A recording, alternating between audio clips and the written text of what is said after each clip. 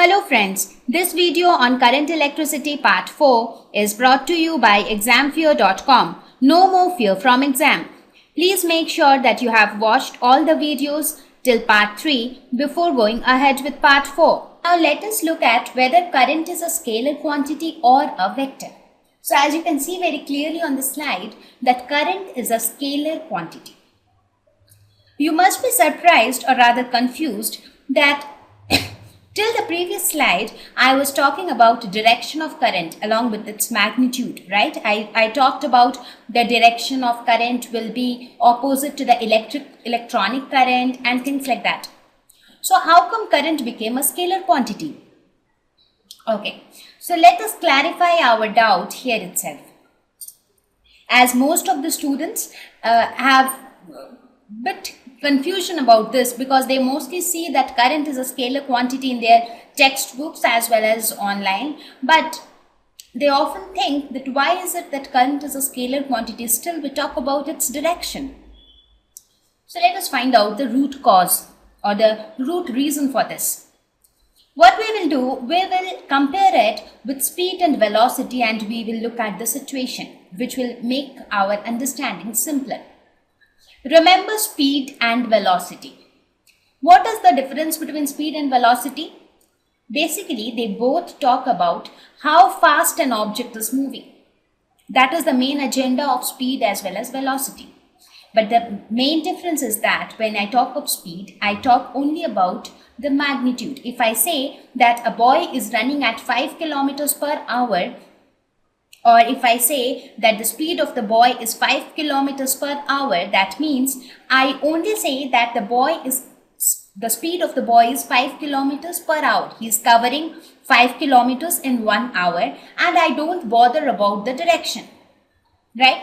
But when I say that the velocity of the boy is 5 kilometers per hour towards east, that means the boy is running or he is covering 5 kilometers in 1 hour and he is moving or running towards the east direction.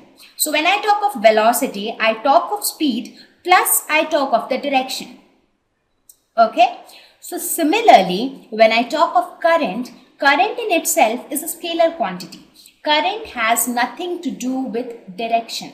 The direction which I talked about in the previous slide, if you think it in a proper way, it is basically not direction. It just says from whether current will originate from positive charge or it will originate from negative charge. So we basically talk about the origin and the termination point of current. We are not talking about direction. We never say that the current flows in the north direction or the current flows in the northeast direction, right? So current doesn't have a direction. We will look at this example which will make it even more clearer. Let us suppose you have a small boy on cycle who is starting his journey from his home. The boy reaches this tree and from there he again goes and reaches his school. So what is happening in this case? If we calculate the speed, we are not bothered about the direction.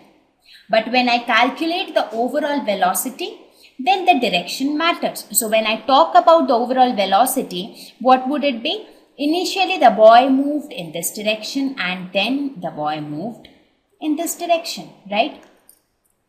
So your velocity, when you talk about velocity, your direction will matter. But when I talk about speed, the velocity doesn't matter. Similarly, if you have two wires with resistances attached to it, let us suppose these are the two wires. If you see, it is in the same shape as this. So you have two wires. So in this wire, current will flow. Let us suppose some current is flowing in this wire.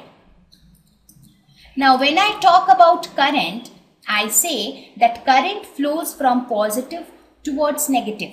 When I say current, I mean conventional current, right? That time I am not bothered about whether the current moved northeast or east or it is at 45 degrees with east. So I am not bothered about the direction of current.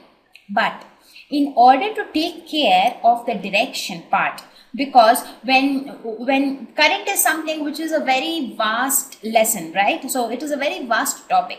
So in order to take care of the direction of the amount of charge which is flowing through a particular area, there was another quantity which was introduced, and that was called current density. So current density is what we will study later in this chapter, in the second half of this lesson. So current density is a vector quantity which will talk about the amount of charge flowing per unit area. So that will take care of the direction part, right? Like with what orientation the current is flowing, right? But when I talk about current has nothing to do with direction. It just takes the shape of the conductor. For example, here the conductor is in this shape of a right angle. So the current will flow through this. Had this conductor been in this shape, so the current would have flown along this. So the current doesn't have any direction of its own. I mean, we don't define the direction of current. We never say that the current is flowing through a curved path, or the current is 10 amperes and it is flowing in a zigzag path, or it is flowing in a circular path. We are not at all bothered about what direction the current is flowing. And please clarify this in your mind, that the direction which we talked about when we say that the current flows from positive towards negative, or when we say the current flows in a direction opposite to the flow of electrons, it only says that the current will flow, or the current will originate from positive charge and it will go towards the negative charge. So it basically tells that it will always be from positive terminal towards the negative terminal. So it doesn't talk about direction as such. Okay, so here also the current can flow. For example, in this case, the current can flow in this way if we say that the positive charges are moving in this direction. The current can also flow in this way if we say that the positive charges are moving in this direction. So it depends on the positive and negative terminal of the battery whether the current will move in this direction or the other direction, right? So in this wire also the current can flow either in this. So your current flow can either be in this direction or your current flow can be in this direction. Both are possible. It depends on where your positive terminal and your negative terminal is. The only fact that you need to remember is that current will flow opposite to the flow of electrons, right? So I hope I am able to explain you why current is a scalar quantity. Now and that is why current does not follow any laws of vector addition, because it is not at all a vector quantity. So why should it follow the laws of vector addition? Because for vector arithmetic operations we had a certain set of laws, right? Like the law of vector addition, vector subtraction, vector multiplication, and so on. So current doesn't follow any of them because it is a scalar quantity. Thank you. Please visit examfear.com to watch free educational videos, try free online tests, get the best quality study materials, study from the best tutors and mentors, and much more. Thank you once again.